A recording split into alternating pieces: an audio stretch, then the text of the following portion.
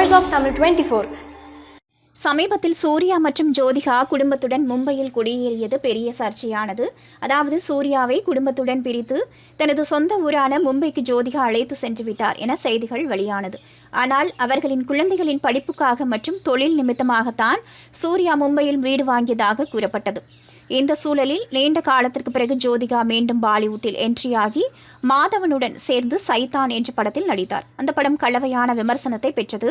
இந்த படத்தை தொடர்ந்து ஸ்ரீகாந்த் என்கிற படத்தில் நடித்தார். அந்த படம் கடந்த மாதம் தியேட்டரில் வெளியானது. அது மட்டுமில்லாமல் அடுத்தடுத்து பாலிவுட் படத்தில் கமிட் ஆகி வருகிறார். ஜோதிகா மட்டுமல்லாமல் சூர்யாவையும் பாலிவுட்டில் அறிமுகப்படுத்த பேச்சுவார்த்தை நடத்தி வருவதாக கூறப்படுகிறது. இதற்காக சூர்யாவும் பாலிவுட் இயக்குநருடன் பேச்சுவார்த்தையில் இறங்கியிருக்கிறார்.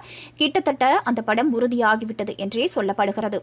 இந்த படம் மட்டும் கமிட் ஆகிவிட்டால் சூர்யா பேன் இந்தியா ஸ்டாராக மாறிவிடுவார். அதோடு மட்டுமல்லாமல் பாலிவுட் கதாநாயகனாகவும் மாறிவிட வாய்ப்பும் இருக்கிறது.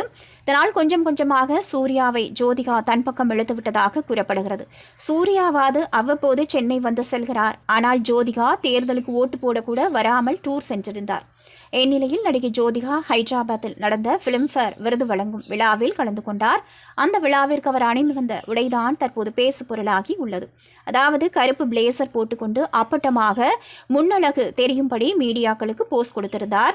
இந்த போட்டோவை பார்த்த ஃபேன்ஸ், இத்தனை ஆண்டுகள் தமிழ் பெண்ணாக சேலையில் வலம் வந்த ஜோதிகா இப்படி மாறிவிட்டாரே என்றும், இதற்கு தான் மும்பைக்கு போனீங்களா என்றும் கொந்தளித்து கருத்துக்களை பகிர்ந்து வருகின்றனர்.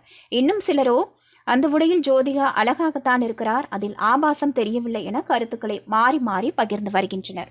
நீங்க பார்த்துட்டு இருக்கிறது Voice of Tamil 24. Like, share and subscribe.